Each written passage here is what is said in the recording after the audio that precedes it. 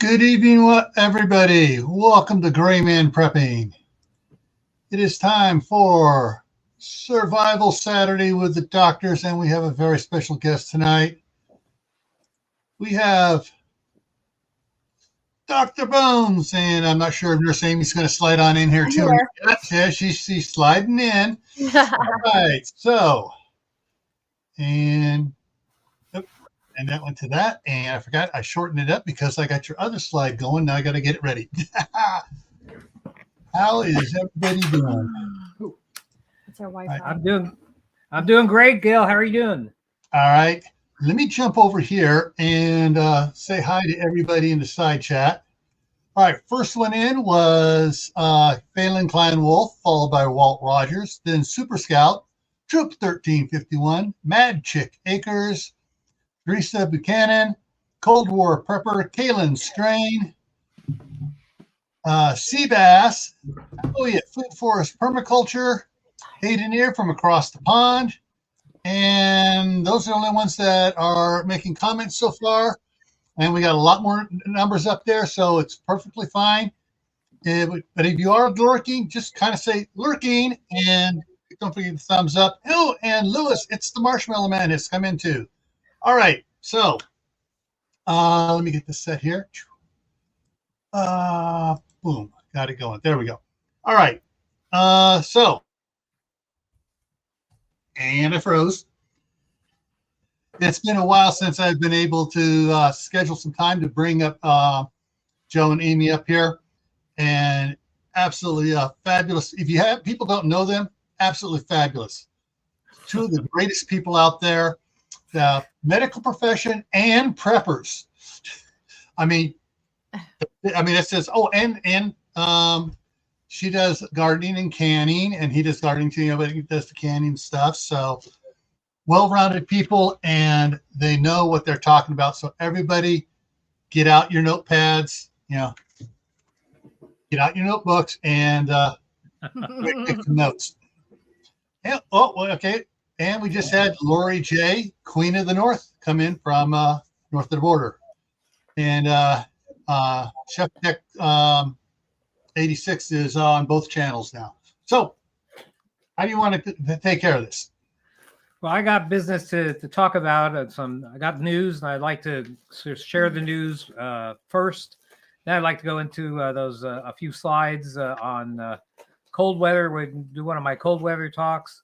And then we'll talk a little bit about some things that you had mentioned. You had mentioned issues with the kidneys and also a chainsaw accident. We'll talk a little bit about. I think we can talk a little bit about that. But first, I have some pretty important news for the prepper community that involves the loss of a pretty important survival tool, and so I wanted to talk about that. Okay. If for the people that don't know me out there, by the way, hello everybody. I am Joe Alton, and I am a medical doctor, a medical preparedness advocate, and I'm the co-author of the Survival Medicine Handbook, the Essential Guide for When Help is Not on the Way. It's in its 4th edition, 700 pages, and the entire book assumes that something has happened. There is no longer any doctor, no longer any hospital available, and that you are pretty much on your own. You're the end of the line when it comes to your family's well-being in times of trouble. Nurse Amy here is a nurse practitioner and a nurse midwife. And a certified nurse midwife, yes. And so lots of experience with that. And I'm now, I think, in my 44th year of active medical licensure. So I'm one of those old country doctors that you read about. Well, what I want to talk about first is, if you recognize me, it's probably because of my writings and podcasts and videos over the years meant to help the family medic in times of trouble. And I'm not talking about a few days without power due to a snowstorm. I'm talking about a really true long-term disaster where the medical infrastructure has broken down, that hospitals are out of commission, doctors are just not accessible at all for the foreseeable future. I'm talking about a post-apocalyptic world. So I know you've had doctors on the show before, and probably their focus probably isn't exactly mine. And Theirs is more along the line. The ones I've had up here are more along the lines of holistic health. good. And those guys are usually, young doctors. They usually got lots of energy. I'm just turned 70, guys. So all I got to say. No, you only look like you're 59. Yeah, 59. I've been 59 it's for my 12 magic years. potions. Been 59 for 12 years, guys. But I don't have that amount of energy, but I hope to really impart some important information to you. In 2010, I was the first licensed physician to write about what could happen to the people with minor bacterial infections like cellulitis, let's say, if there were not antibiotics available to them.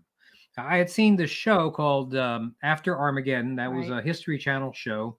And in After Armageddon, a paramedic and his family try to survive a post-disaster landscape. And in the show, the paramedic gets a minor injury, which he soon recognizes has become infected. I mean, he's a medical professional. He knows what these things look like. But nobody, including the medic for the community there, had antibiotics. And so this trained medical professional, just the only thing he could do is watch his infection worsen. And sure enough, he dies a short time later. And so realizing the gravity of this, I looked for ways that the family medic in times of trouble could obtain the supplies necessary to prevent preventable deaths, right?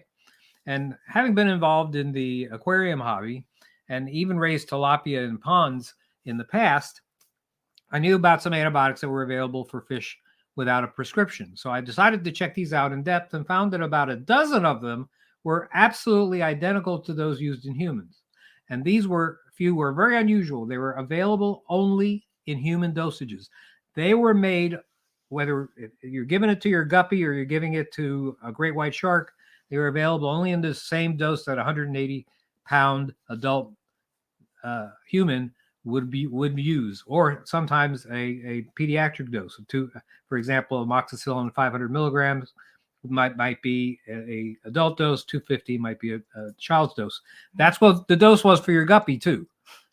And so, and if you look, I took a closer look at them, and they even had the same colors of the capsules.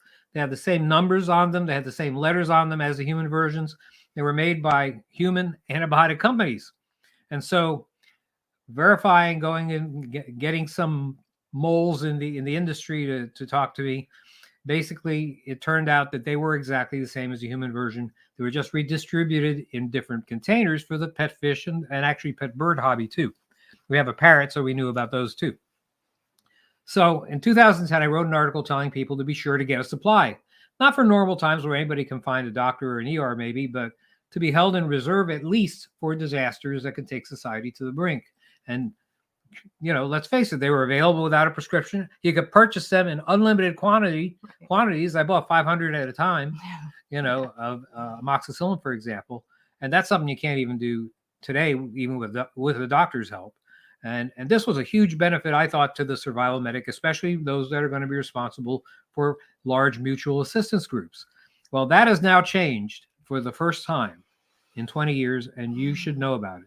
On December 14th, the U.S. Food and Drug Administration announced the issuance of 9 warning letters to manufacturers and distributing companies of unapproved, quote unquote, unapproved antibiotic animal drugs, and calling them violations of federal law. And the following companies received these warnings: Chewy, Aquanest Antibiotic, American Aquarium Products, Aquarium Pharmacy, LLC, California Vet Supply, Valley Vet, Midland Vet, Kraft Drug, and Silverlease. And more have gone out since then. I just want to mention that I believe it was Midland that was the one that was supplying fish mocks, fish flax. No, that was Thomas Labs. That was Thomas Labs. No, that was previously, but more recently it was Midland. They had, yes, that was the one that was their main supplier. They had Aquamox. I'll talk about that for sure. The FDA, just to let you guys know, if you didn't know already, they have it in for preppers, and and people, remote homesteaders, and pretty much anybody who is not able to get, who's concerned about the future and concerned about a situation where they may not be able to reach modern medical help. I mean, the FDA has been looking for a reason to limit our ability to get antibiotics. And this time, the way they did it is they claimed the meds used for fish and birds were never registered for approval as veterinary medicine. Thus, the FDA is now calling them new animal drugs, despite their being around for at least 20 years, maybe 25 years. The agency says that using them outside of the direct supervision of the doctor or veterinarian contributes to the development of antimicrobial resistance. That actually occurs when microbes like bacteria become resistant to the drugs designed to kill them. And I can't deny that this statement is true. That statement is absolutely partially true because it's the animals that contribute to 80% of those, right? Exactly right. 79% of antibiotics in this country are given to food-producing livestock, right, not to pet birds, pet fish, right, nor to humans. right. So the grand majority of them really deals with food-producing livestock. Well, so I can't deny that antimicrobial resistance exists. It definitely does. Antibiotics aren't candy, and they should only be used when they're absolutely necessary. And of course, I've always recommended these then widely available meds as part of your medical storage for use, but specifically for hits the fan situations. And this is something, despite all the nation's problems, I guess it hasn't happened yet, but such an event occurs and a family medic actually has some of these things stored away, they might prevent some of the unnecessary deaths that might occur, like what happened in after Armageddon. They can save lives simply by nipping bacterial infections in the bud. Now, with the new FDA warning, that's no longer an option. The manufacturers have two options: apply for approval or ask for legal marketing as an important drug. But that hasn't happened yet, and that probably never will happen due to the cost involved for the companies that redistribute or produce these antibiotics. Well, the question is, what is the cost? That's right. The cost is actually quite a bit because they have to do research showing that it's safe, and may have to do clinical trials on medicines that are actually on the market today because the FDA has deemed them to be new drugs. I don't know. Well, I mean, my thought is there's so much research already on these antibiotics. If you're talking about amoxicillin, they can go back and find a ton of research and studies that have already proven its safety, its effectiveness, who it works for, what it works for. I don't understand why they couldn't just pull those studies, fill out these applications, because actually in the letters, if you guys read the letters that the FDA sent, they said they do have a fast track process, application process for these antibiotics to actually get approved. So, we haven't heard anything. We have not directly spoken to any of these manufacturers, although they're not manufacturers. They're just rebottlers. Yeah. They get the human antibiotics, they put it in a new bottle, slap a new label on it, and that's what they were doing. They weren't producing any antibiotics. But it makes me wonder why just one of them doesn't do this, since the letter said there's a fast track. If just one of them does that, you realize the market they have for everyone out there who still wants these? They basically would take over. I mean, It would be a monopoly if no one else did it. But the problem is that there's the cost of applying to the FDA. And I don't know how much that is. Probably the weight and stuff like that. So anyhow, so the FDA considers drugs like Fishmox or Aquamox or any of these fish antibiotics that have been in use for so many years by preppers and homesteaders as being illegally marketed as over-the-counter drugs when they really should be marketed only with a prescription from a vet.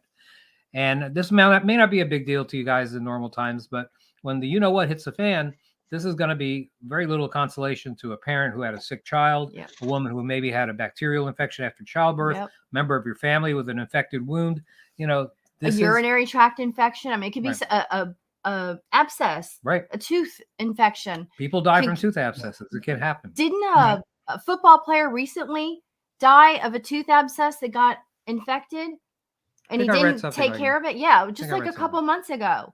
And this is today now with modern medicine. So I want to chime in here if I may. Go ahead. Back when I was working for Homeland Security, one of my jobs was making sure that all the offices around the country had certain supplies.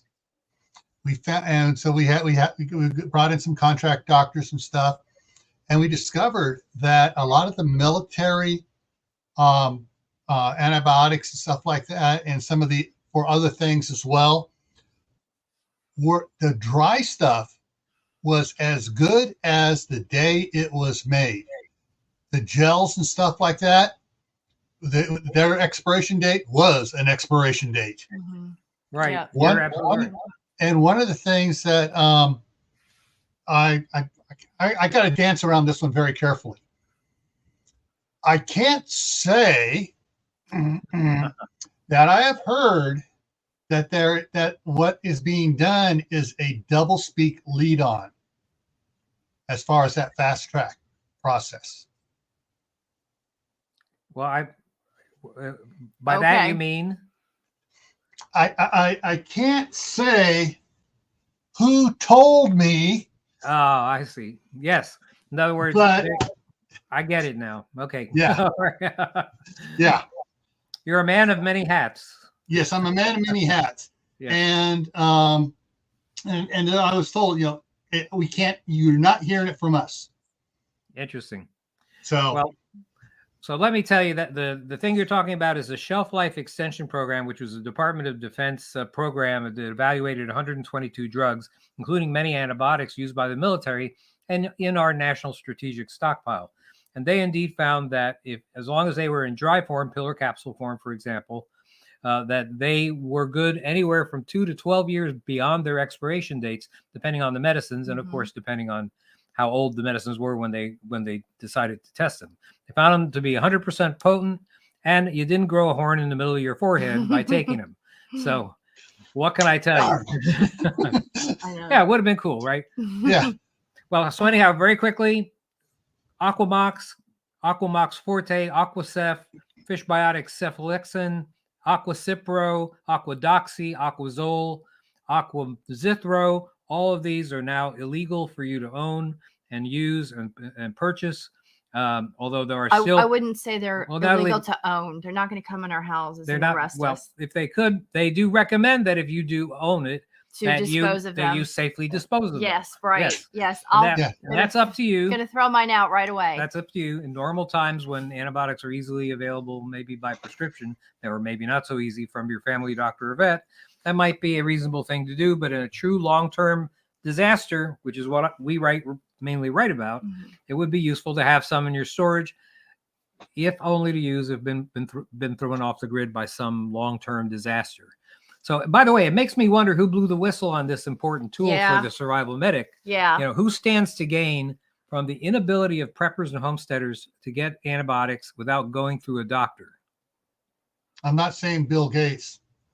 Well, I'm not saying some of these companies that are now selling antibiotics to preppers either. Yeah. The doctor groups. Well, there's at least 2 or 3 of them now. And suddenly, since they came along, now our fish antibiotics are unavailable. But these companies provide it. Who was calling the FDA telling on the fish antibiotics so they could be the only person that we have to get to go to for these prepper boxes? That's what I wonder. These companies are, where they have you fill out an online survey, whatever, stating why you need to have certain things, and they get quote reviewed by one of their in-house doctors, and then get a rubber stamp on it, and then they can send it to you. Yeah, exactly. But the problem with that is that if I was the medic, if I was just designated the medic for a group of 50 people that are in a mutual assistance group, a large mutual assistance group, I would need to buy about 500, for example, antibiotics, 500 doxycycline, 500 Zithromax, 500 moxicillin, or 500 Keflex. You can't even do that through these guys. I mean, they won't let you do that, at least not at one time. No, they send like 20 pills, 30 pills, 10 pills. And that's 15 great pills. If it's you and mom and the baby. But, if you're dealing with 20 people, 50 people, right? You're going to. That's $300. You're going to use them up pretty per fast. kit, Yeah. So anyhow, imagine. Just so you know, my thought on this, and I want your input on my thought. If you have a group, everybody in the group should be going to their physician and say, hey, with all the winter storms and the natural disasters happening now, can I get a 1-month supply here, and I'll bring it in whenever, so you guys can check, make sure I'm not using it, that I'm just having it for emergencies, to see if I know a doctor that told me he'd do that for me. That was really nice. Most of them will not, because they care more about their licenses than they care about your future. I would say this. And also, they think they'll always be there. They think the idea of them not being around is, ridiculous. I would say the closer they are to retirement, the more likely they are to do that for you. That's true. That's true. They don't have to worry so much about their license. Plus, they've seen more happen in the world. The older folks have seen, the possibility of some wars and, disasters, and they've just seen more things happen that, can disrupt our system. The younger ones haven't seen a whole lot. I mean, let me get to some other news, medical news real quick. Recently, the FDA has decided that phenylephrine, which is the active ingredient, quote unquote, in many nasal decongestants, is ineffective in relieving a runny nose. Well, we call that its purpose. Fake Sudafed in this house. Right, exactly. So phenylephrine is something that arrived on the market in 2006 when they got rid of pseudoephedrine, which is Sudafed. Well, they didn't get rid of it. Right. We'll tell you in a second. Or you tell them that. Yeah, they decided that, the druggies were buying it to make their meth in large quantities. So you would have to show your driver's license to buy a box of Sudafed. And not ask for 10,000 and sign. And also sign your name. You have to sign your name on a ledger, and they write down your driver's license. Right. So last year they reduced the amount you could get at the pharmacy from 3 boxes to 2 boxes. Oh, I've never tried to buy 2. I only buy 1. I buy the I think it's 90 tablets are in the biggest box. I've never tried to buy 2 boxes. It was the box of 48. I used to be able to get 3. Oh. Now I can only get 2 boxes of 48.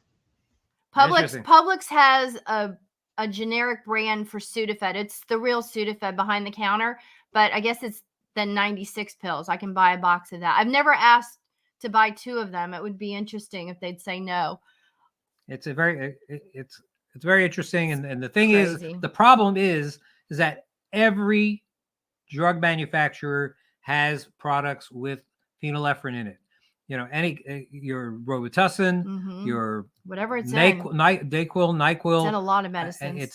It's in just about everything. It's in just about every combination drug that has a nasal decongestant uses phenylephrine. So take a look at your medicine cabinet and see if you see what your nasal decongestant has, or your Dayquil or your NyQuil has. If it has phenylephrine, apparently it's no better than taking an M&M or a Skittle or something like that.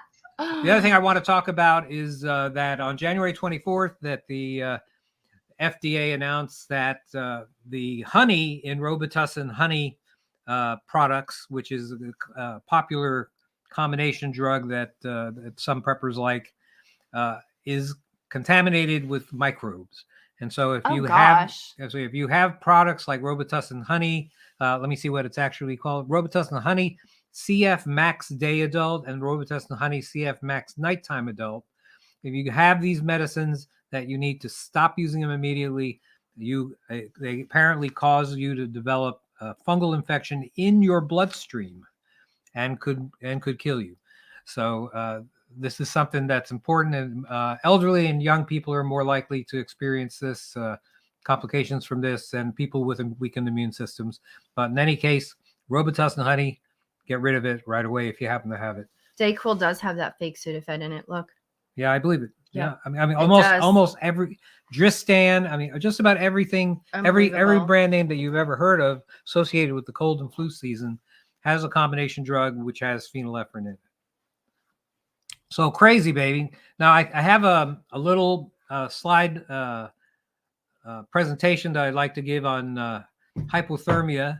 It's gotten really cold down here. Yeah, really cold in South Florida. It's dropped to like 60 degrees. In the middle of the night. Let's see what the weather is right now. I know. I think it's supposed to be. It's pretty bad, man. No, it's supposed to be. What I'm telling you. It's supposed to be 58. Dang, it's cold. 58 degrees tonight. Jeez Louise. I know, right? Well, it's supposed to be. All right. Well, I guess we're at the point we got to set up a campfire in the living room. I don't see it going down to 58 though. No. I see 69. Maybe that's tomorrow. Anyway. All right. Anyhow. All right. So let's go ahead. We won't freeze to death. And we'll do that. I see you have the first slide up. If you don't know us, go to doomandbloom.net. That is our website. We have over 1,500 articles, podcasts, and videos on medical preparedness there. But I want to talk about hypothermia, which is an environmentally related illness. And a person's environment or a creature's environment basically determines in a large part whether they're going to be successful or not, right? If for waterfowl, you want to have a lake, you want to have the ocean. If you're an elk, you want to be in a forest. If you're in a bat, you want to be in a cave. And if you take these guys out of their environment, with few exceptions, they're just not going to be as successful. And it's true that the family medic, and I get asked to talk about massive bleeding, and I get asked to talk about, broken bones and, punctured lungs and stuff like that. But the family medic's got to concentrate on the basics. You got to know how to wrap an ankle sprain. You have to know how to stop bleeding, but you got to pay attention to the climate also. I mean, you got to learn to treat medical issues most likely to be seen where you live. And where you live in Idaho, in many parts of the year, that's going to be cold weather and exposure to cold, right? All right. And so let's talk a little bit about how the body loses heat. Of course, you could lose heat. Actually, you lose heat simply by breathing. You breathe in air. If you breathe in air through your nose, by the way, it actually is warmed up more than if you breathe in through your mouth because of the longer voyage it has to take to get down into your lungs. But you do lose much of that when you exhale. But the other ways, the main ways that you actually do lose heat from your body involve evaporation, which the body sweats, and that releases heat from the body core, and that's very useful, right? Of course, in normal times, that's a very useful thing if you want to not overheat. But you could easily become hypothermic from that. Radiation, the body loses heat to the environment when the ambient temperature drops below about 68 degrees, and much lower temperatures than that cause heat loss more quickly. Then there's conduction. Body loses heat when its surface is in direct contact with cold temperatures. If you're naked outside, naked and afraid, I'm afraid your core temperature is going to drop very quickly. And it's worse if you fall off a boat into frigid water. Water is being denser than air, removes heat from the body much faster than air does. And then, of course, there's convection. When a cooler object is in motion against the body core like wind, heat loss is inevitable. You have a thin layer of air that's next to your skin, that's heated, but then removed by wind, which requires the body to use energy to reheat. And so that's wind chill is basically the process by which that happens. If the temperature is about 30 degrees Fahrenheit, let's say, the wind chill factor is 10 degrees Fahrenheit, you lose heat from your body as if it was actually 10 degrees. So illness related to the body's exposure to extreme cold is hypothermia. And that happens when the core temperature drops below what's necessary for normal metabolism, right? The normal body temperature is about between 97 and 99 degrees Fahrenheit. That's 36 to 37.5 degrees Celsius for our friends up north. And symptoms related to cold exposure, they start to manifest once the core temperature drops below about 95 degrees. Not very much, but that's 35 degrees Celsius. And it can be, you can start seeing symptoms right around there. So it's important to recognize a hypothermic member of your group and educate everybody in the family or the group as to the signs and symptoms. And so the body, when it's exposed to cold, kicks into action to produce heat once the core cools down below 95 degrees Fahrenheit. I go to the next slide. I think. All right. So one way it does this is by a process called vasoconstriction. Now, vasoconstriction means that your blood vessels are tightening, and they do that to decrease flow to the extremities, and that conserves your body's core temperature, which is important because all your major organs are there, and you definitely have problems if you're not going to be able to conserve your core temperature. So when vasoconstriction fails to maintain a normal body temperature, the body attempts to produce heat by muscle contractions known as shivering. Obviously, everybody's heard about that. That's going to be the first thing you're likely to see. As hypothermia worsens, more symptoms will become apparent if your patient is not warm. So let's talk a little bit about what you would be normally expecting to see. What you're seeing here is basically some factors that would cause hypothermia: immersion in water, exposure to wind. People that are very young, people that are very old, are very likely to get it. People have chronic medical conditions, heart conditions, diabetes, things like that. And one thing that's interesting about a risk factor for hypothermia is that alcohol is one of them. You may have heard of that. You may see you see a Saint Bernard there delivering a cask of brandy to a lost alpine mountaineer. But the truth is that alcohol makes your blood vessels expand. And if they make your blood vessels expand, what happens is you lose heat. So believe it or not, giving alcohol to a person that's lost on the Alps, that actually causes them to become hypothermic even faster. Go next. Okay, so I mentioned that, once you start having symptoms, the first one's probably going to be shivering, but the rest are probably going to be more related to your mental status. In hypothermia, the patient appears confused, uncoordinated. As the condition worsens, your speech becomes slurred, the patient becomes apathetic, lethargic. Actually, they become uninterested in helping themselves. They just want to take a nap. And sure enough, that's exactly what happens to them. They fall asleep. And this occurs due to the effect of cooling temperature on the brain. The colder the body core gets, the slower the brain works. And brain function is supposed to cease at a body temperature of about 68 degrees Fahrenheit, although there have been exceptional cases where usually children survive even lower temperatures. There are levels of hypothermia. If you're just below 95 degrees to 93 to 95 degrees Fahrenheit, you'll still be awake and alert, but you just will be shivering. Your hands and feet will be cold. You may complain of pain or numbness in the extremities, and you're going to be a little uncoordinated. Once you hit below 93, like 90 to 93, that's called moderate hypothermia. You lose coordination there. Your speech is going to be slurred, and you get that apathy and that I talked about that makes you not want to care whether you get better or not. And then, of course, lower than that, well, you really have big trouble. You're usually going to be unconscious, and respirations are going to be impaired. Pulse is going to be slow. It's going to be difficult to feel if you're the person trying to help them. And people start turning blue, muscles become rigid, and organs begin to fail. Go to the next one. Oh, but I just want to say below the bottom thing you see there is in cold weather. Anyone that you encounter in cold weather with altered mental status is hypothermic until proven otherwise. And so this is what you've got to do. I can go to the next slide. I'm sorry. I gotta say something. That kind of sounds like Congress. You're absolutely right. Rigid, slurred speech. That sounds like somebody else I know that's in a high public office. Slurred speech, loss of coordination. Yeah. That altered mental status. How about that? So we may have to wonder what temperature they're keeping the Oval Office at. I think they may need to heat it up a little bit. But of course, I'm just kidding. Ha ha ha ha ha. Okay. So this is let me tell you what to do about people that are generally hypothermic right now, and then we'll talk about cold-related injuries.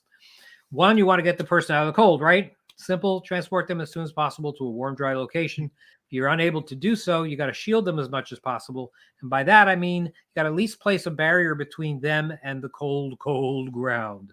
Otherwise, they're going to wind up in the cold, cold ground. In mild cases, you need them to exercise to produce heat. That means that they're still going to be alert and can move. Mild exercise in those cases can help raise the body temperature as long as you can keep that person dry. You want to avoid exertion because sweating causes people to get wet, and getting wet causes you to lose heat, more quickly. You want to monitor their breathing. Of course, people with severe hypothermia may be unconscious. You got to make sure they are breathing. Check for a pulse. If there is no pulse, that person still might be revivable. And so you should begin CPR on that person, and you treat them as you do anybody in shock. Elevate the feet above the level of the heart, things like that. You want to remove any wet clothing, and you have to remove it gently, because these people may have cold-related injuries and their skin may be traumatized. You cover them with layers of dry blankets, including the head, but leave the face uncovered. Go to the next slide, Gil. Okay, no, somehow I'm missing that slide, or either that, or I have it further down the road. Now, this is a little controversial, maybe a little cringeworthy, but you should share body heat. Now, there are circumstances where it may be necessary to warm the person's body by removing your clothing and making skin-to-skin contact. If there's no other way to get them warm, you're trying to save a life here. So what you want to do is you want to quickly cover both of your bodies with blankets. And like I said, some people may cringe at this suggestion, but I'm just taking a quick look here because I thought, there it is. Oh, okay, so it was out of whack there. So you see how people are wrapping them. Go to the next slide, as a matter of fact. And there's a hypothermia wrap. That's basically what you're supposed to do. Now, if the person's awake and alert, you can give them warm oral fluids. They probably won't be. So therefore, that person probably can't have oral fluids because it may just go down the wrong pipe. You know what I'm saying? So that can get you in more trouble than you started off with. Now, if and only if the person's able to swallow, provide a warm, non-caffeinated, non-alcoholic beverage. That's important. And alcohol, like I said, gives you a warm feeling inside, but it makes your blood vessels expand and accelerates heat loss from your body. Now, if you have warm, dry compresses, like those shake and break compresses, hand warmers, things like that, use warm, dry compresses, and you want to put them in specific areas. In this case, you want to put them where blood vessels are running close to the skin. The large blood vessels that run close to the skin, if you can get them to warm up, then you're going to warm up more blood that'll go to the body core. And those areas are the neck, the armpit, and the groin. And some people say the chest wall as well. Now, don't use heating lamps, heating pads, or hot water. This can cause strain on the heart if you do that, and it's too hot, and it can damage the skin, and people can get in real trouble. Let's go back to some of the injuries here you see here. That this is frostbite that you see here, and you see a pretty bad case there on the right side. There are stages of frostbite. The first one is called frost nip. Some people used to call them chilblains. I got me the chilblains. And in this case, people wind up having reddened fingers. They usually feel cold. They may have pins and needle sensations, may be painful. But these people are beginning to get in trouble, and this is when you need to really nip this in the bud. It's frost nip, so to speak. And you want to start warming these people up gently. But if this continues, then what happens is the skin actually becomes completely numb and becomes whitish in color. So it starts taking a whitish color, and the further and further it gets, the more waxy the skin becomes and the more rigid that the fingers would get. Now, by the way, it's not just the fingers. It could be the toes, could be the earlobes, the nose. These places are all possible spots that you can get frostbite. And deep frostbite, well, you've lost all of your circulation. And in that case, well, your body goes into gangrene, at least the affected parts do. And that basically means that the tissue has died and most likely will need to be amputated or may amputate itself if in the case of some toes and some fingertips. Go to the next slide. Here you see some other examples of it. Here you see somebody with frost nip on the upper left. You see their fingers are red and they feel cold. That go down further and you see the next stage where the fingers are getting white, and the hand looks a little blue to me too. So you're starting to see a loss of circulation to those areas. Now, interestingly enough, if you do warm that person up, that doesn't mean that they're going to be out of trouble, even at this stage. If you look at the upper right, this is what oftentimes happens. And people wind up getting blisters and swelling in the areas that were frostbitten. And it takes a good long time for you to get better. And then on the bottom right, you see somebody who's gone into severe gangrene. It's affected the skin on the face, the nose, all of his fingertips. And this person does not look the same today. I can tell you that much. Next. There's something else called immersion foot. Now, this is something that does not have to involve freezing weather. I mean, you can get immersion foot at 60 degrees, and it's usually seen as a result of being in water, in cool water. In World War I, when everybody, all the soldiers were in trenches, this was a major, major problem. That's a World War I injury, called trench foot on the bottom there. And above there is another member of our military who's suffering from what we now call immersion foot. And so these are things that are big issues and can cause permanent damage as well. Certainly traumatize the skin and affect your ability to feel, and it affects the nerves a lot too. And some of these effects may be long lasting. Next. Okay, we covered that one and that one. Okay, go to the next one then. All right. Okay, we'll talk a little. Let me tell you about basically how I want you to treat people with frostbite and immersion foot. Basically, these people are usually put, believe it or not, even immersion foot, sometimes in warm soaks. So warm soaks to gently reheat. Basically, no higher than maybe 104 degrees Fahrenheit is what you would use, and that may help slowly and gently rewarm. Heating lamps, things like that. Remember, the skin is so traumatized, you're just going to cause more damage by using those. And with immersion foot, some people will also use dry heat as well, but in the form of just warm compresses that are not too hot. Let's talk a little bit about what happens when you fall off your boat into the lake in the middle of winter. Cold water immersion starts off with something called the gasp reflex. And whenever you fall into water, if you fall fast into water, you immediately, your body makes you gasp, try to take in air, because I guess it assumes that you're going to go, it thinks you're going to go into the water. You're going to need to hold that breath. So you take you gasp in as much air as you possibly can. Now that's a problem if you fall into the water fast, because you wind up taking in water instead of air, and that could be a big issue. But what mostly happens after that is what we call the diving reflex. Your heart rate drops, your blood vessels constrict. Remember, I talked about vasoconstriction. The blood vessels constrict, reducing blood flow to the limbs, and that helps essential organs. But the problem with that is that it may make it difficult for you to be able to help yourself in terms of swimming and things like that if you're in there long enough. And some people develop apnea. They stop.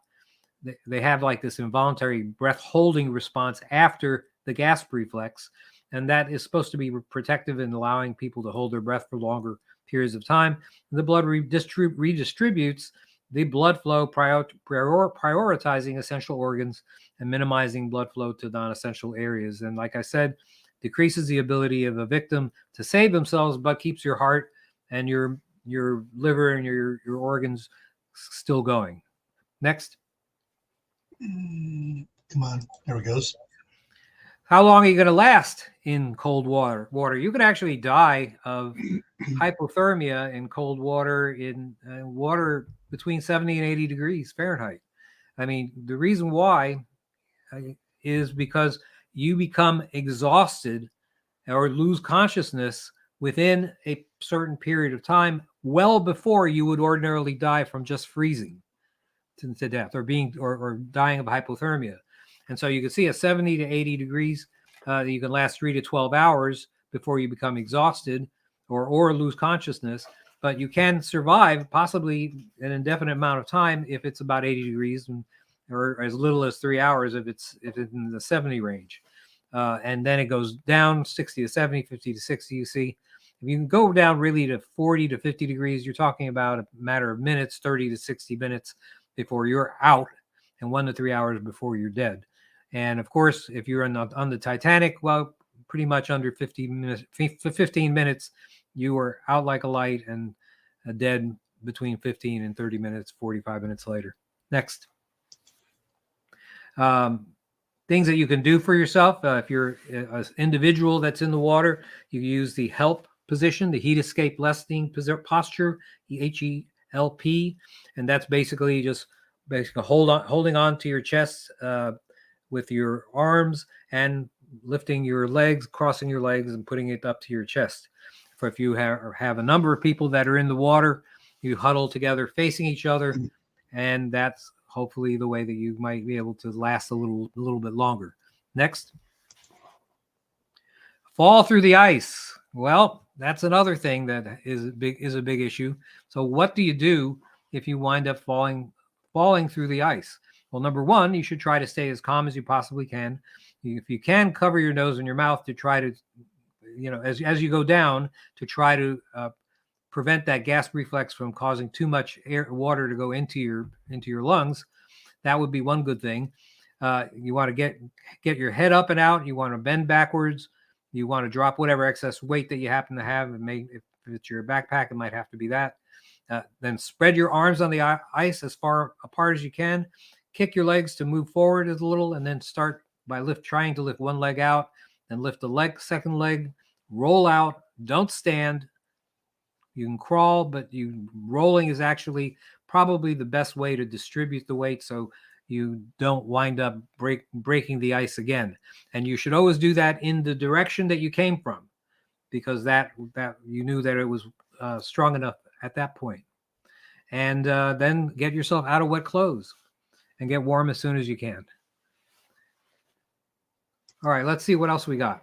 Oh, ice strength by color. Well, everybody knows that the best ice is blue ice. Clear blue ice. That is high density. It's got to be at least 4 inches thick for a human. It's got to be about 12 inches for a car. But other colors of ice, we're not really sure about. Grayish black ice, it means melting. Weak ice, if it's mottled or slushy, you know that there's thawing ice, and usually in the center and the base, very unsafe. And it's questionable if it's white and opaque ice, because it's ice that is thawed and refrozen again. Seems unstable. And probably has air pockets in it. Yeah. Okay, next. On this, it was interesting. There's been a lot of different people posting on Facebook memes about ice fishermen parking their vehicles out there on the ice, and the ice fishing. All of a sudden, the truck goes through the ice. I've seen those. It is pretty amazing that people actually. I would never. I've never lived in cold environments, but I would think there would be something safer and lighter that I could drive from the edge of the lake where I park my very heavy vehicle and then get to ice fishing. I understand it. They can't really walk because a lot of them go pretty far distances, and plus they carry equipment. Right. But I mean, like a snowmobile, you know what I'm saying? Like something lighter that sort of glides. I don't know. Yep. It seems safer. Or a sled. Right. Well, I want to talk about something that was suggested to me by somebody. Ow! All I can say is ow, ow, ow. I'll tell you something. That Ouch. The ability to go to the bathroom and urinate without pain, you don't know what a blessing it is until you can't. You can't. Until you can't. And it's pretty common. If there are 20 people in the audience out there, one of you guys is going to get a kidney stone sometime during your life, and they can be just murder. I mean, some people just have a tendency to accumulate crystals that form these stones. Or in medicalese, we call them renal calculi, or it's the condition itself is called nephrolithiasis. Many kidney stones are tiny, like grains of sand. But taking a look at those grains of sand in that picture just to the left of the main picture there, you see that those things are jagged, sharp, little pills. Like little, you know what? It reminds me of little pieces of glass. And they like shards of glass. And basically you consider themselves like tiny pieces of glass going through your body, and they cause an excruciating pain that's called renal colic. Sometimes you can even have blood in your urine. And like I said, it's something that it isn't that uncommon. A lot of people do have it. So once formed in the kidneys, the stones don't really cause symptoms until they start moving into areas where there's not a lot of room. And for most people, that's the ureters.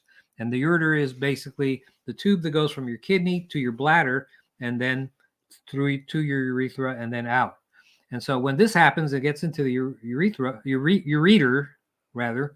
the stones can block the flow of urine too, and that causes pain as well, and even can cause the kidney to swell as well as pain.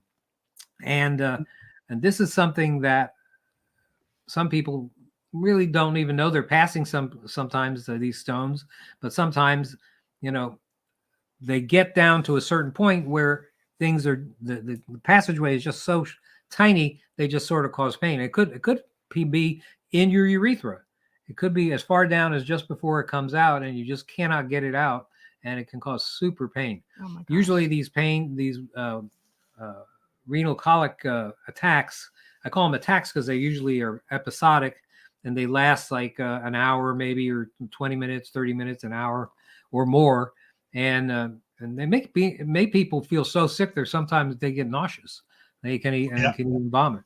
Did you experience that? Well, it's really pretty crazy. And some people do get blood in their urine from it. Some people don't. And there are a number of different types. The most common types are the calcium stones that you're seeing there. And calcium oxalate, the second one down, is actually the most common form of stone. But you can see that how these things are just loaded with, you know, these little projections that stick out and cause pain. Then there are people that have gout, may have uric acid stones, or they may have, as a result of not arthritis, but gouty arthritis. There's all sorts of different types of situations where an excess, believe it or not, eating red meat excessively actually increases your uric acid, and in some people, for an unknown reason, causes people to develop these kinds of stones, uric acid stones. Then there's cystine stones.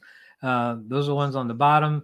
There are people who happen to have an excess amount of a substance called cystine in the urine, and that tends to run in families.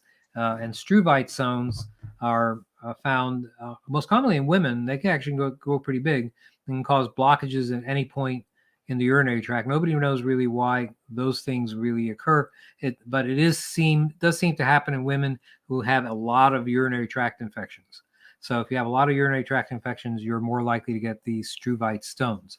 Now, to diagnose a kidney stone, what you want to do is you look for pain that starts suddenly. It comes and goes oftentimes, and you often feel it on the side of your back. Let's call it your flank, okay? And lightly pounding on the right or left flank at the level of the lowest rib may cause significant pain in people that have kidney stones, because it causes inflammation in the kidney, even if the stone is moved further down, and it actually can cause kidney infections too. And a sign of a kidney infection is pain when you pound on the flank. And I just want to say that you're not pounding hard. I mean, literally you're doing, you're just like this. You're not punching their back. You would barely notice it normally, but tapping, it's uncomfortable otherwise. Like this. Yeah. As the stone moves, so the pain oftentimes moves too, and discomfort sort of travels down further down the abdomen as it goes along. You can tell the difference between a kidney stone and a kidney infection by whether there's a fever associated with the pain. So most kidney infections, if it's traveled all the way up to your kidney, they present with a fever as well as flank pain. I guess it's possible to have a fever without an infection with a kidney stone, but it's very, very uncommon. Right. And your treatment goal is to assist that stone to pass through the system as fast as possible. Staying well hydrated is one way. Here's some water. Massive water. Drink. At least eight glasses of water per day. Produce a lot of urine. Tons of water. That's going to be important. It helps move the stone along if it's not too big, and may help prevent stones as well. Some people have used water pills called diuretics or cranberry juice for the same purpose, and that's also a useful thing. Pain relievers, absolutely necessary in survival settings. You probably have to rely on your 3,000 Advil that you have stored up, and I would suggest storing up about 3,000. That would probably be a good idea, and that's a good treatment of choice for pain relief. But the truth of the matter is, you need stronger pain relief than that, honestly, because that is really, really painful. And they'll give Demerol, or they'll give Dilaudid, or they'll give some of the strong, really strong stuff. Morphine. Morphine. Oh my gosh. Right. Basically, that's what you need if you really are having trouble. People will resolve this. Pain relievers will help. The most available treatment, like I said, is going to be ibuprofen. You can get a lot of that, but if you can get stronger pain medications, that's what you should get as many of those as you possibly can, because you'll need it, especially if you have family members with kidney stones. There are a lot of drugs available to decrease the frequency of stones that are like high-tech drugs. You're not going to have those in times of trouble. But some dietary changes actually can help slow down or decrease the formation of kidney stones. The foods that have a lot of calcium are a problem. You want to restrict the amount of calcium in your diet. Spinach, beets, parsley, rhubarb, sorrel, chocolate. Chocolate has a lot of calcium. So these things, and of course, decreasing dairy intake. Milk chocolate has a lot of calcium. Will restrict the amount of calcium available for stone formation. So, try to keep them, because you're not just trying to stop them from occurring. You would like to do that, but at least you want to keep them as small as possible. Right. Some people use sodium bicarbonate or sodium citrate, because it increases the alkalinity of the urine. That may decrease the likelihood of formation of certain stones, especially things like uric acid stones. And let's see, natural substances. Let's talk about what you can use naturally. There are a lot of different types of substances that have been anecdotally told, to me, that they work to help people with kidney stones. And sometimes the hard data isn't there, but they're worth a shot. Lemon juice, apple cider vinegar, pomegranate juice, basil tea, celery tea, dandelion root tea, horsetail tea. I mean, some of these you can't find everywhere. You can't find, your local store, right. But there are places that you can find them. And there are some commercial formulations. There's one called Chanca Piedra, which is called the Stonebreaker. And I think it's actually called Stonebreaker. The brand name is Stonebreaker. And it's a combination of celery seed, hydrangea, number of herbs. They put that in an extract. You'll find it on Amazon. I can't vouch for its effective. I just don't have the hard data, and I don't have the. We haven't tried it. But given the symptoms, it's worth trying. What worked for you? Morphine. What happened with me was I had a kidney stone 12 years ago, and it was a 7.2 millimeter stone. Yowza. Yeah, and they had to put me on the table and use the ultrasound to break it up. And anyway, so my urologist then told me several things. One, cut out carbonated drinks. Carbonated drinks are a major contributor to it. He mentioned spinach. He goes, if you're going to eat spinach, when you're cooking your spinach, put some vinegar on it. Wine vinegar. Like you're going to make oil and vinegar dressing. Use that type of vinegar on it and eat it with that, because that breaks down the oxalate in the spinach. Neutralizes it. Okay, makes sense. And the interesting thing is, he said, do not cut all calcium out of your diet, because that causes the pendulum to swing the other way and now start pulling from the bones and stuff. Right. And then you wind up getting more kidney stones because it's pulling that calcium into the bloodstream, and it's doing that. Now, when this happened, I was living in California, and this was before a certain governor, Moonbeam, decided to screw over retirees. And we were planning on retiring in California. Our house was paid for and everything. And I had two doctors and my urologist right there. I mean, they were close by. They were within a couple miles of me. And I figured, okay, if something happens, we're kind of an unofficial group, doctors, dentists, and stuff.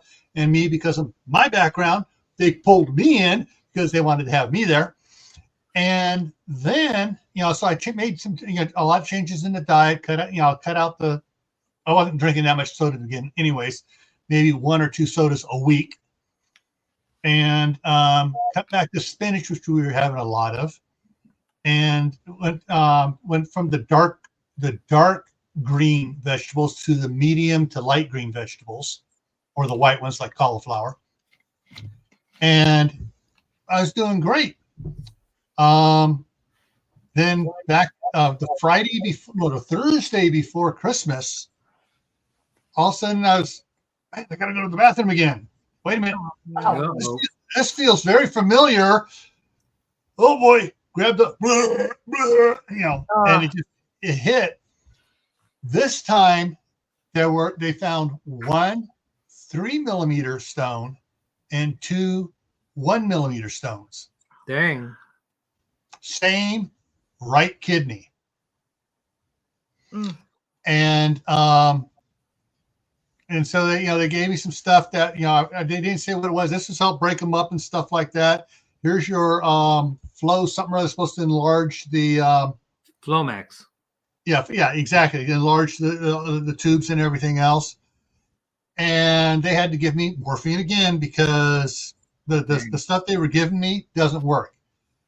Example, my dentist has learned when he works on my tooth, he's got to give me a shot of Novocaine. He gives me 3 because my body throws off the painkiller and stuff and everything else. My body just like that, yeah.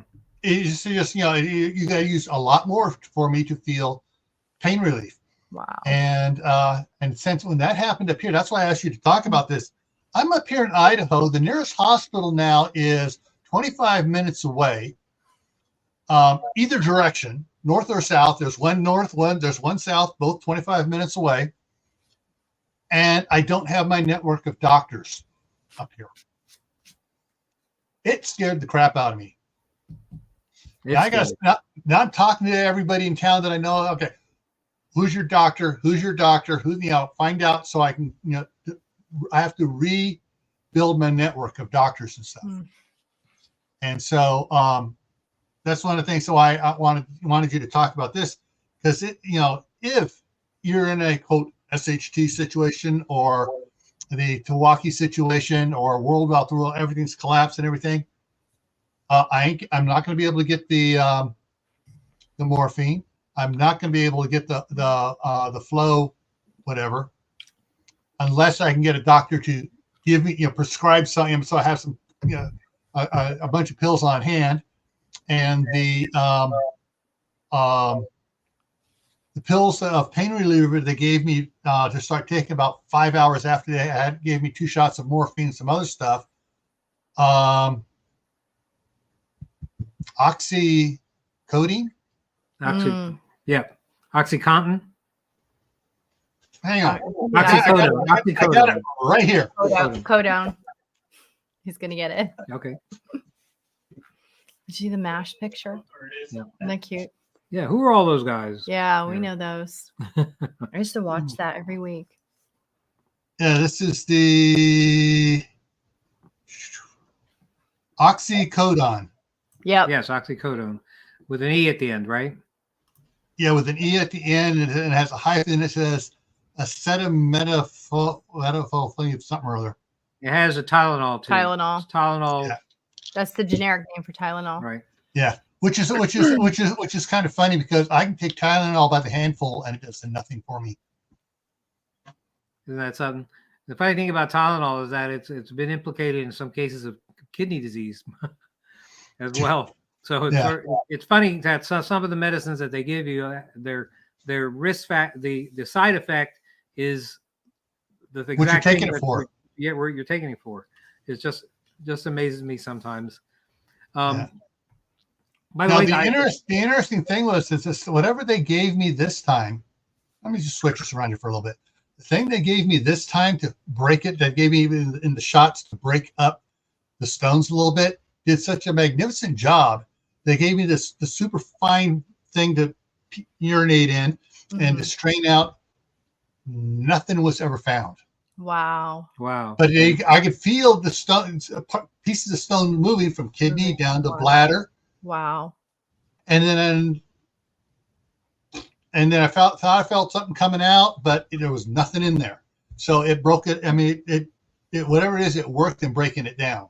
Did they give you IV fluids? Mm-hmm.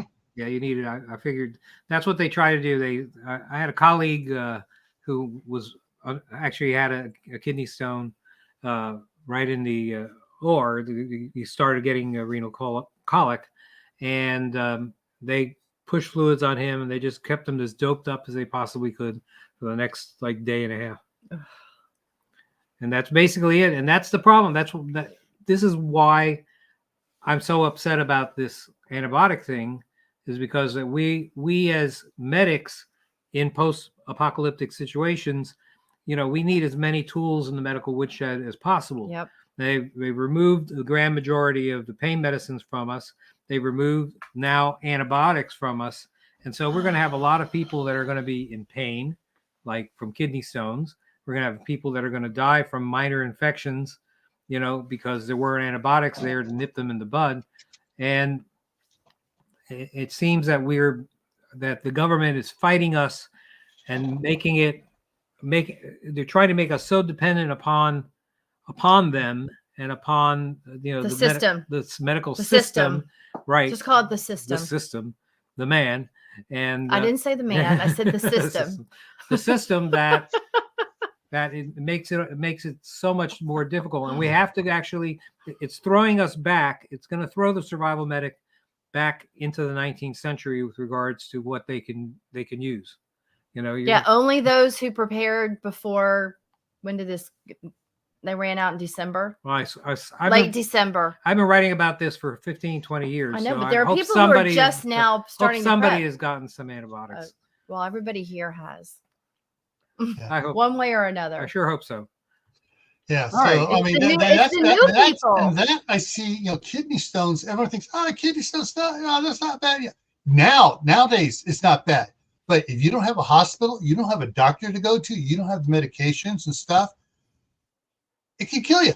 Because my first kidney stone, they took me. Went to the hospital. They were doing that. The ER doctor was going, okay, we're going to give you this and send you home. And they had me on a gurney in the hallway, getting ready to process me out. The urologist came by. He wasn't supposed to be there that day. He was filling in for somebody else. He saw me, and he looked at the kidney stone. What? And he starts looking through the paperwork, and he saw the paperwork that they'd done some tests on, and he goes, when are they going to admit you? They're sending me home. He goes, oh, hell no. He took the chart, ran to the thing, and in 5 minutes, I was in a room. He said my blood was so toxic that if I gone home, I would have been dead in an hour. Wow. Well, that's the thing. We're gonna wind up, if something does happen, we're gonna wind up losing people to things that can never imagine. Essentially no death rate in the past. Mm-hmm. In normal times, and this is part of the problem. I mean, and so we have to actually. I mean, you have to start thinking about, should I start growing poppies? And should I?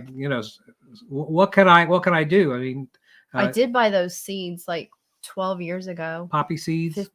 14 years ago. They just don't. But there's no way they just don't they grow would down still here. Germinate. No, but there's no way. I don't think they would grow down here anyhow. I mean, I guess we could grow. Not the environment. I guess we can grow marijuana, as a sedative, but that would be just about it. So it's a big issue. Well, the problem is now the marijuana seeds that you can buy, if you do want to grow your own, they don't produce seeds. So you can buy seeds, a few, but then the plants that you grow are not going to have seeds on them. So it's not like tomatoes or cucumbers where you can save your seeds and replant them.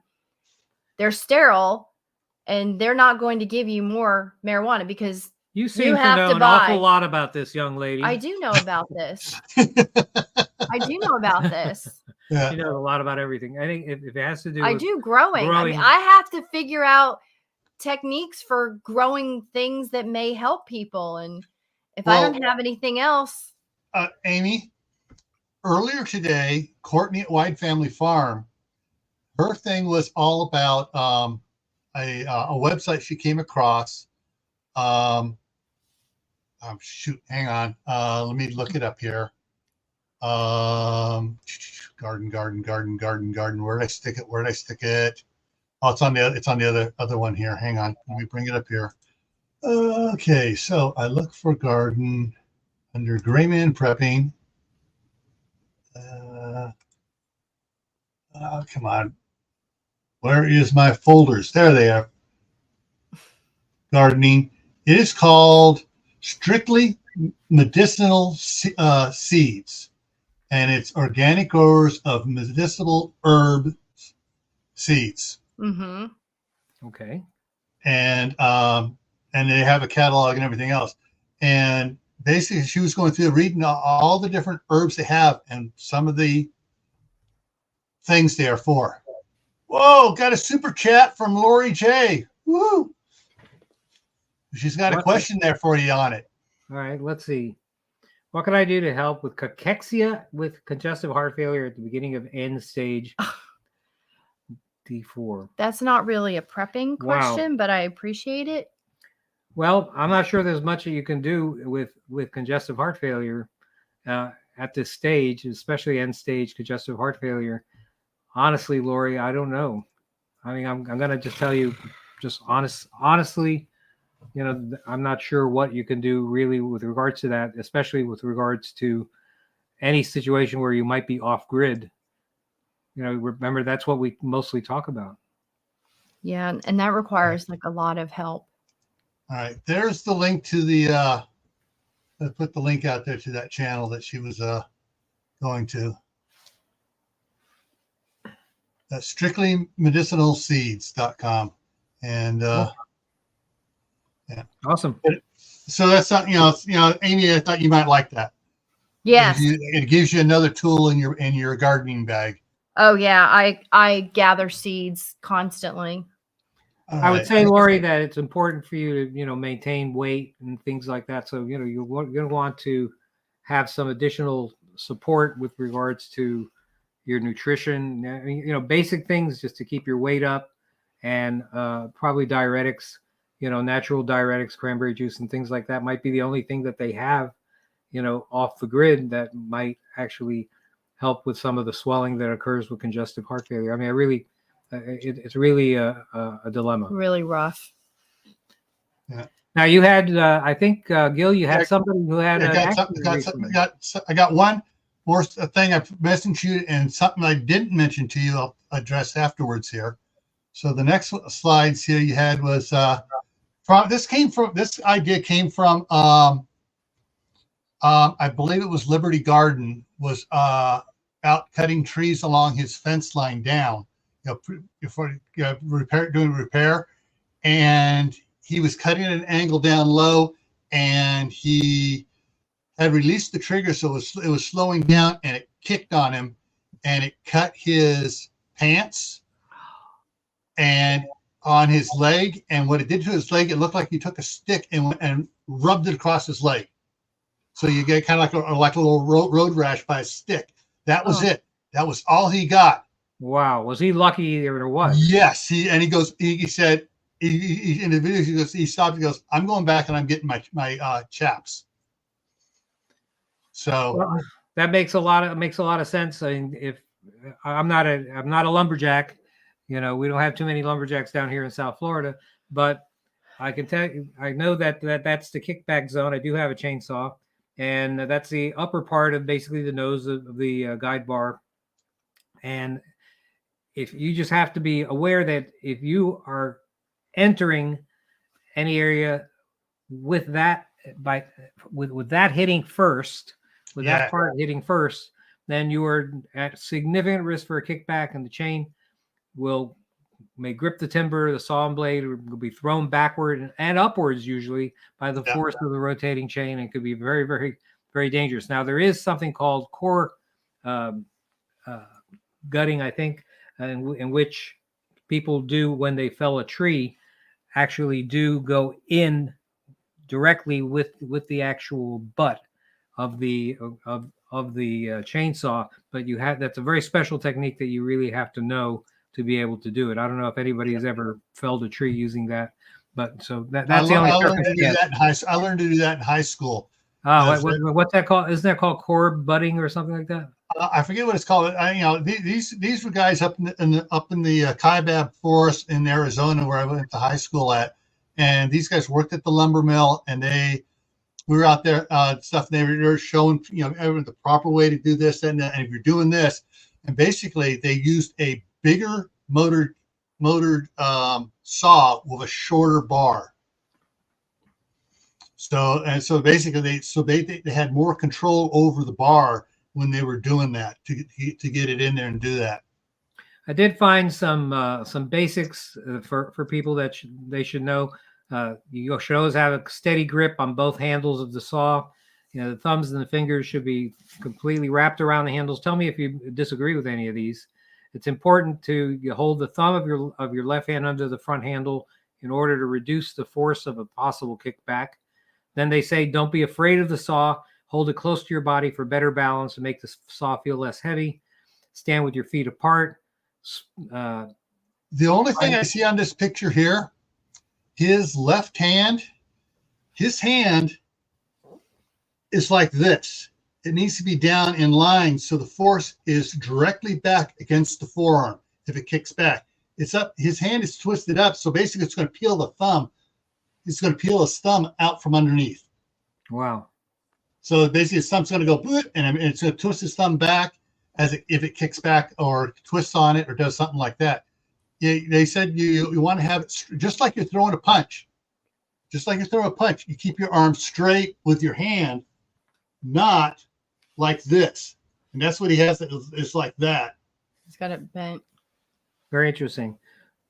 So also, this guy is bending his knees. They say bend your knees because otherwise you're going to wind up hurting your back. And he is bracing his elbows on his legs, which is good. Yes. Yeah, I see that. And he says, of course, the chain shouldn't be rotating when you're moving to another spot. Then, just activate the chain brake or turn off the engine if you're going to be moving, any significant distance. So that's those are some of the things. It says that what would you consider a safe distance skill from somebody that's working with a chainsaw? These guys say 3 to 5 yards when working with the chainsaw. Make sure no one's closer to you than that. Yeah, at least 12 feet. Makes sense. Yeah. Yeah, these are the perimeter. These are the Husqvarna people who may make their own chainsaws. There's, let's see, when felling, when you're pruning, and when you cut down shrubs and small trees, you have to be aware that there's a higher kickback risk with them for some reason. Cut with a pulling chain using the underside of the guide bar when pruning. Never saw above your shoulder height, they also say. Yeah. Do you agree with that? Yeah, because once you get up here, you're getting out of balance. Yeah. Yeah, I see. Yeah. One of the things that which did they say anywhere about having a what's the word I'm looking for? Not a basic first aid kit, advanced first aid kit. Trauma, right? Yes, what you should have, and from my standpoint, this is basically a large laceration kind of injury. Mm-hmm. In most cases, if you're going to take any significant hit with a chainsaw, it's going to be jagged, it's going to be bloody, and it's going to probably be deep, probably involve some muscle. And so what you need to have is something Israeli bandage, like an Israeli bandage. But first, you should have a tourniquet. There are lots of different types of tourniquets. This is around here. Soft. So I don't have my Here's a soft T tourniquet. Bigger. And here's a cat tourniquet. Oh, okay. Cat tourniquet. We have a cat tourniquet somewhere. I just don't have it right in front of me. Okay. Well, a military SWAT. You should have a military style tourniquet, maybe 2 military style tourniquets, or at the very least a military style tourniquet and a SWAT tourniquet. Mm-hmm. SWAT tourniquet is basically the instructions are the name of the tourniquet. SWAT: stretch, wrap, and tuck. Now, most medics, military medics, will probably tell you that they don't believe in this. But the reason why this fails sometimes is because of the failure to apply adequate pressure. So you're going to do that for me. Oh my gosh! So basically, let's say I just cut my hand off. Will you help me, Miss? Yeah, I will help you. All right. So what you have to do with this is you have to what people usually do is just do a little tension like this. See that? That's no good. What you need to do is now really do it. Do it the right way. More, and go around. Okay. Oh yeah, I can just see it just cinching down on your. I know. I just wanted to show them something. When you're turn your hand like this so they can see this. There's actually a visual of whether you've pulled enough, and if you turn this oval into a circle or you turn these rectangles into a square, it shows you visually whether you have done enough. So let's do that. Let's turn. Now you're doing. See that? See what you actually have to do? Yeah. That's the way you actually prevent. Right. And then you would wrap. But you're gonna lose circulation if I do that. Okay, so let's pretend that I've done that. I don't want you to lose circulation. I've stretched and I've wrapped and I've wrapped and I wrapped and I wrapped and I wrapped. And then you tuck the and then the last part, let's show them the last word, is the word tuck. So then you're going to find a little bit of the wrap and you're going to tuck it under there. And then his hand will lose complete circulation and turn blue because there's no blood going there. And the reason but it won't bleed to death. The reason why I consider this to be a versatile and useful tourniquet, although some people are wary of it, is because it is, like I said, very versatile. It can be used as a pressure dressing. It can be used to take a splint and stabilize that splint in place, so you can use it. Hold splints in place. You can use it a lot of different ways. Now, of course, it works like an ACE bandage. It can work like a Israeli bandage. Right. Pressure bandage. Like a pressure bandage. You also need a gauze. A hemostatic gauze, a blood clotting gauze, and there are lots of different types. There's Chitosam. This is actually my favorite. The reason I like this one is it's really soft and thick. I have Celox here, which don't take it out. Don't take it out because it's got granules.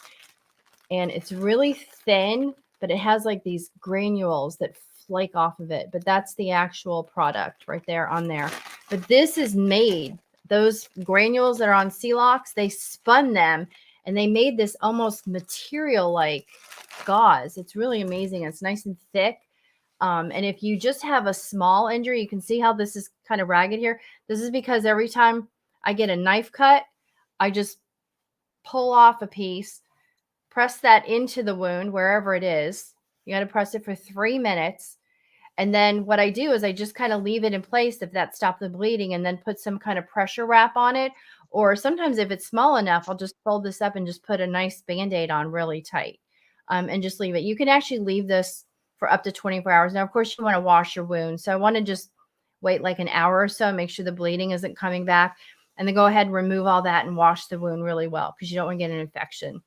But this is my favorite, and it's called Chitosam. It's actually made by the same company that makes Sam splints. Right. And you can see Sam here. So Sam, which is actually the guy who invented all this stuff, put his name in here. The product is actually Chitosan, S-A-N. So he kind of made a clever play on the word and put his name in the middle of this. But this is actually my favorite product. But most people do. But most people are still using Quick Clot. It's very popular. It's very popular and perfectly fine to use. Yeah, it works. They're just as effective. Celox, Quick Clot, and Chitosam are all tested. They're all equally effective. They'll stop severe bleeding.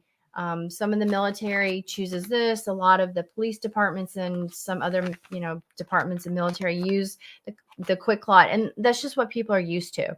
If you have something that you were given in the military, when you get out, you want the cat tourniquet probably and the Quick Clot, and that's fine. I do want to say one thing. They work great. All right, I'm going to put it in there. Give me a second to throw it in, guys. I will throw it in here in just a second. But websites. You guys, you go ahead. I'm just telling the people in the chat asking for the website. So give me a second here to store doomandblue.net. Yeah, we have all those products there. I have them separately. I have them in trauma kits that come with the tourniquet, the Israeli bandage, the hemostatic gauze, pair of bandage scissors, extra gauze, compressed gauze, This is the Israeli bandage. This is actually an interesting product. Go ahead. Let me say, well, before we of course we go get off tourniquets, I just want to say that the one other thing that is useful with the SWAT tourniquet, and Kaylin mentioned it here and reminded me, thank you, Kaylin, is that the cap tourniquet and some of these other military style tourniquets are meant for the arms of soldiers. And if you have a 4-year-old child who's bleeding out, right, then they don't work quite as well as something like the SWAT tourniquet would. The SWAT tourniquet doesn't matter the size of the arm or anything like that. So there's no arm that's too small for a cat tourniquet. I'm gonna get popped. Like every time he's doing my reps, like, just stop. So it's for, let's just clarify, and I do say this in the description for the SWAT tourniquet, this is great for tiny people, tiny pets, or big people. Right, you can use on animals or big too, pets. Of course, Yes. All right, I'm going to throw something up here right now. So on the store doomandbloom.net, down here he says bleeding trauma products. There it is, and there's the packet she was just showing.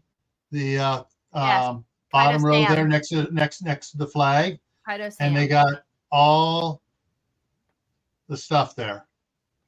Everything you want. There's 3 more pages to go. So right, we have an entire line of different kits. We have all sorts of books that on different things, on antibiotics, books on antibiotic use. We have books got those pandemic preparedness. We have everything. I want to be clear USB form. Yep, I want to be clear about the antibiotic book. Is that it is not. You got the pandemic book, yeah. Awesome. Thank you, Gil. We mostly wrote that 10, 12 years ago because we started prepping because we thought maybe the antibiotic book. I just wanted to mention the pandemic book real quick. Okay. 12, 15 years ago, we had most of that written. We thought maybe there was going to be a pandemic. We were kind of right. We were 10 years off. Right. We thought it was going to be influenza, though. Yeah, some type of that. But I want to just say about the antibiotic book, it does talk a little bit about fish antibiotics, but the purpose of the book is to be able to diagnose your infection, and then hopefully you have antibiotics stored from however you got them, and then you can go towards the back of the book and you can find out which antibiotic that you need to take and read about the side effects, the dosage, right? Once you've figured out your problem. So the first part of the book is diagnosing what you have. Right. So it tells you how to identify, let's say, a soft tissue infection such as cellulitis, right? From versus something else. You broke the skin, got infected, right? So you got a cellulitis. So that tells you what that is. That's a cellulitis. Right. And then it gives you an entire list of the antibiotics that will kill it. Different choices. What their doses are. Whether you can use them in kids, whether you can use them if you're pregnant, whether you can use what side effects they might have. You go to the reference in the back for those specific antibiotics, depending on what you have. But we always give you more than one choice. So for that infection, you might have 5 different antibiotics. Right. You can go to the back section, find your antibiotic, and then you say, okay, I have this issue. This is my dose. This is how long I take it. If there's a child, they weigh this much. This is how much they take. These are the side effects. These are the interactions. This is who shouldn't take it.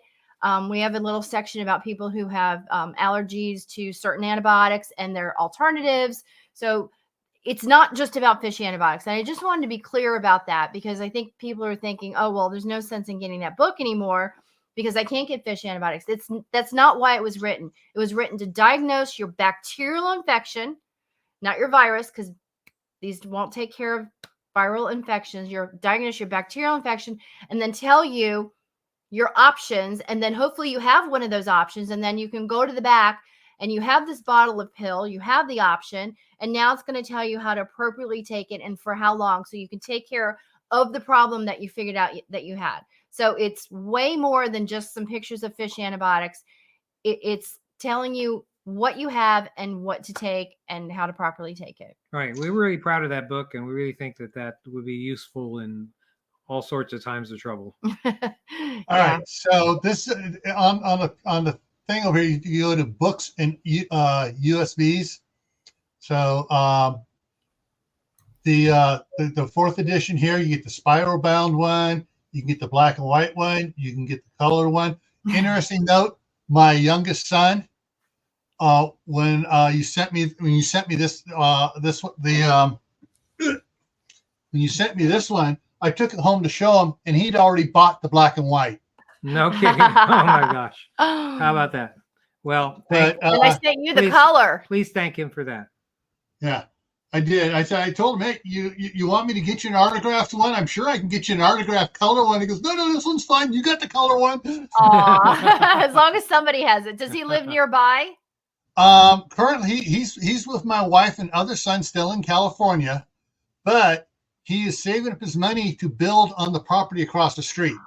Oh, Yay. good for him. Oh, that's why it's called the family compound. Love it. You know, because my daughter's over there. My son wants to build one over there. The older son, we're going to probably build, put in a modular for him over there. So, but here's your the other books and stuff. Any one of these that I could get on the Kindle, I got it on my Kindle that is in a just lost the thing. Faraday bag, so it's protected. So good. I can always pull it out later on, and it's like, okay, I got the information, I got everything there. But I also have the paperback as well. Good. Awesome. I will say that our book does not come in Kindle, but what does come in Kindle is a version we wrote, a smaller version. For Skyhorse, the same publisher that did Snowbee, the children's book.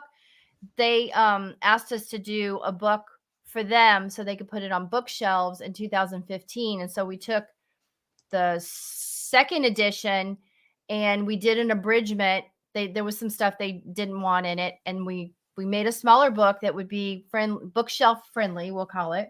Yes. And so they have an audio book, and 99% sure they have a Kindle version. So although you can't get our bigger book in Kindle because I had an issue with the second edition being stolen and sold on eBay by some very, very, very, very bad, horrible people.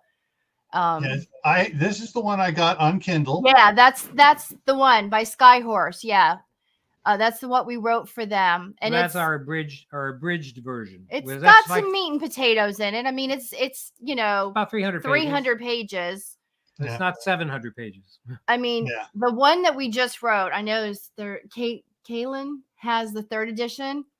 Kaylin, if you saw the fourth edition, you would understand what we're talking about. We literally added so much to it. So the Ebola book is on a Kindle version as well. Yeah, that's another book we wrote for Skyhorse. Yeah, the Skyhorse books will be on ebook. Yeah. Yeah. Yes, Skyhorse did it. So then, I want to have as much as I could on Kindle. Yeah. Because when I get a book on Kindle, I got the family plan. So basically, I get it. It goes to mine, goes to my wife's, goes to my oldest son's, goes to my youngest son's, goes to my two backups. All right.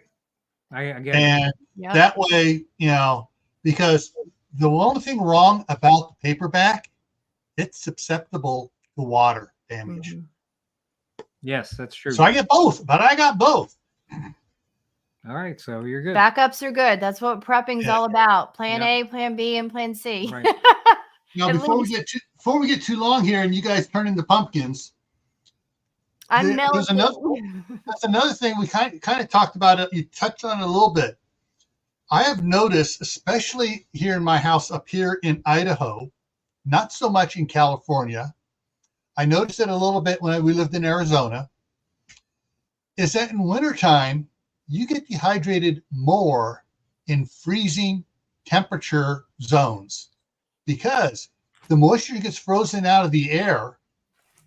The humidity in here will drop. Actually, about 3 weeks ago, I wasn't paying attention. It dropped to 19% humidity. Oh my gosh. And I woke up, I couldn't hardly breathe. It felt like I had a bloody nose, but it wasn't. Everything was just so dried out. And when I'm doing my exercise videos daily here, and by the time I'm done, I'll put away half a gallon. This is a half gallon. I'll put away half of this as soon as I'm done exercising, because as I'm breathing on the gazelle or lifting weights, I'm losing all that moisture out. Yep. And you know, so it's like I tell everybody, hydrate. Right. Most people really walk around much more dehydrated than they think they are. You know, they need a lot more fluid than they need than they normally do. A lot of people are thought to need the same amount of fluid ounces as half of their body weight. So, like if you weigh 160 pounds, they think you should drink about 80 fluid ounces. I mean, that's a lot. That's a lot. There's a lot of water. A lot of water. But people really do wind up walking around much more dehydrated than they should be. I do. I know. I do. You drink more water than I do. You're better about it. I told him when he drinks, remind me to take a swallow. You know, like you drink too. The interesting thing is my grandsons, when they come over and visit me, first thing they come over, they go, water. Because I got a big filter dispenser, you know, countertop dispenser, and I got two, you know, I got one of these for the grandkids plus a smaller one, so they don't fight over it. And you know, every time I see them go, you know, running back, thirsty, I better drink too. Yeah, it reminds you. Makes sense. And then see in the summertime, it's like, man, I'm sweating. I need to drink. Yep. In the wintertime, you don't feel hot. You're not sweating. Right. And you don't realize you're losing all that moisture because the air is dry. Yeah. Makes well, sense. Down in Florida, not so much down in Florida, but you know. Florida, not here. Where our humidity is like 90%, always. 9 months out of the year. Yeah. It's incredible. Are you still going back and forth from Florida up north? Yeah, to Gatlinburg. Yeah, to Tennessee. Not as often. Not too far north. I mean, you know, we're still in the southeast, but you know, we like the change of seasons, and it's something we just don't get down here in South Florida. I mean, sunny Florida, which is wonderful, but you know, it's just too hot. Yeah. Okay, so everybody, if you haven't subscribed to their YouTube channel, okay, shoot, I forgot. I thought I had it up. I must have dropped it off. Give me a second here. The channel is, I think, Dr. Bones Nurse Amy. I think he had a link. Oh, we have a link. He's just going to paste the link. Yeah. Look what our humidity is. 90%. There it is. Boom, boom. It's coming up. There it is. Yes. Okay, so. Yes, too many palm trees. I agree. This is it here. And let me drop the link into the chat. There you go. This is the YouTube channel. They also have the Facebook group as well. Let me see if I can. The Facebook group is Survival Medicine, Dr. Bones Nurse Amy. He's got it. There it is right here. Boom, boom, boom, boom. There you go. There's the link for that. Yep, we have almost 8,000 members there. Yeah. And then you have your off of doomandbloom.net, you have your podcast stuff listed. We have our podcast. We've had at the top of doomandbloom.net, we have links to everything. We have the blog talk, we have the Facebook, we have YouTube, we have iTunes, and if you Twitter, subscribe to the to the website, and you'll get discount codes for anything on our store. Yeah. So when we send those, we don't flood you with them. We send them out maybe once a month or so. Yeah. Yeah. Once a month. So guys out there in the chat, you want information? These two are the ones to get it from. Thank you, sir. Thank you. Yeah. I mean, it's like, my second to youngest grandson, Daniel, had me read it like 3 or 4 times to him, the Snow Bee book. Oh, Snowy. Oh, you know, we decided that we've always loved children's books, and we decided. We collect old children's books. I feel like we rescue them. We have a lot of children's books from the 19th century, like primers from falling schools apart. and stuff like that. Oh, We so cute. have so many of these old books. We were like an adoption agency, a shelter for old books that people don't want. Right?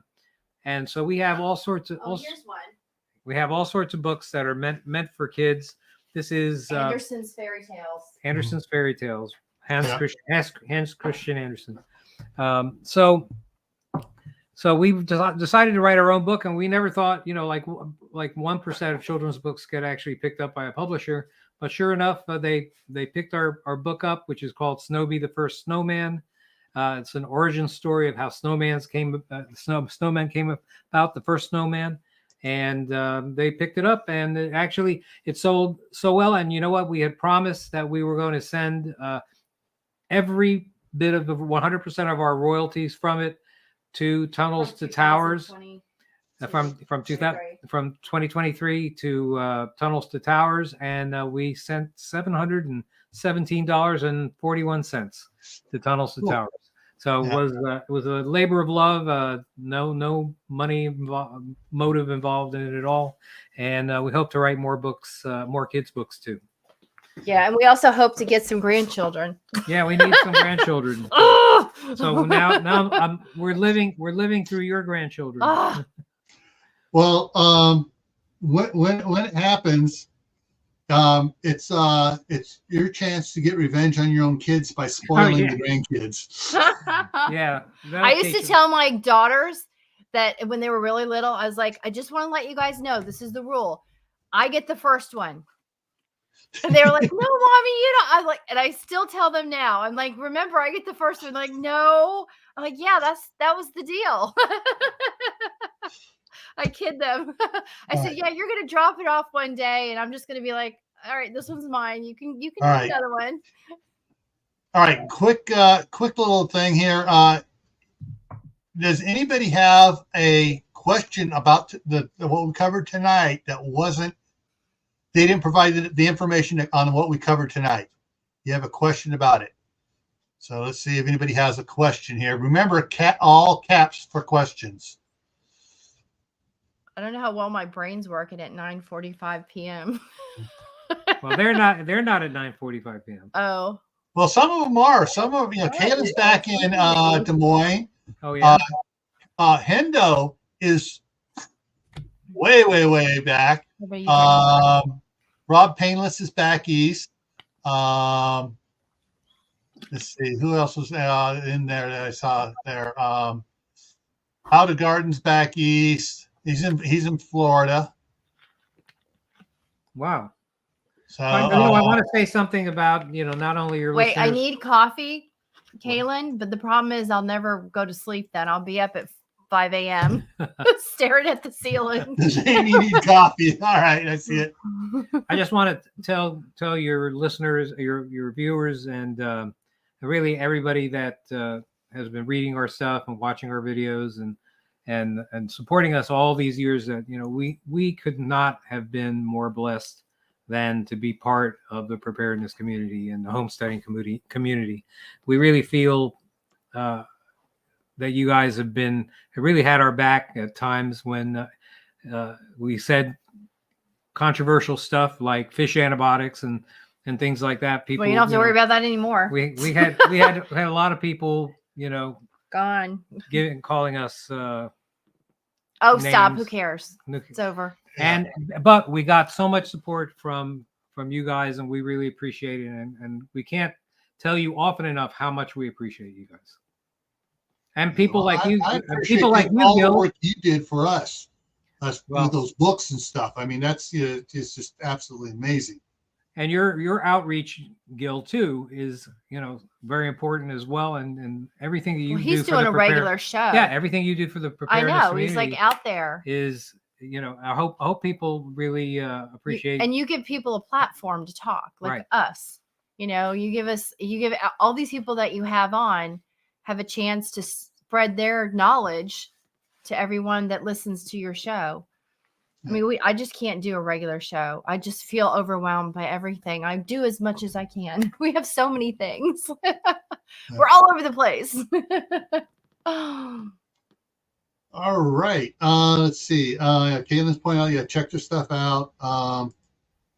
The Facebook page is great. Y'all have on that, you have Ron Davis. Davis, right? Yeah. He's always putting up stuff, free books and stuff that you can get. Oh, yeah. Amazon. Great content. The file part of that group site, gosh, it's probably bigger than any other medical file site, anywhere on Facebook. With everything that he's put up there. So there's more stuff than you can possibly imagine. A lifetime worth of medical information there. I want to give a shout out to Texas. Wait, Rob Painlow said he's not east. He's in. Yeah, he's in Texas. Go Texas. West Texas. Oh, man. We may all have to go live in Texas if they secede. Right. I'll be there. Don't mess with Texas. Right. I'll become a Texan. There is a channel I want to recommend to YouTube called Rebel Canners. And it's this is Tammy. She's taken a 2-week break here on Mondays, but she's been with me on Mondays talking about canning, how to do different things. And she'll be this Monday she will still be gone. The following Monday she'll be back. But let me go ahead and put that down there for everybody else. I think everybody else in the side chat here is subscribed to her already. We will too. But she has written several books on it and on canning and stuff. And she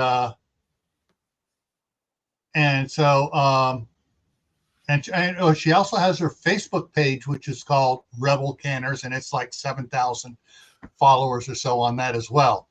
And now I know, Amy, you do some canning and stuff, so I figure you might be interested in her. And basically, Tammy was called into back in Ohio. They were doing there was a big thing going on with Canning Expo.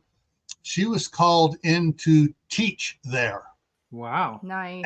And All American Canner gave her 2 canners, and Superb Canning Lids gave her a bunch of stuff too, because she's been back there 2 years now. They keep on bringing her back because she's probably one of the best experts for canning out there. So, oh, sounds great.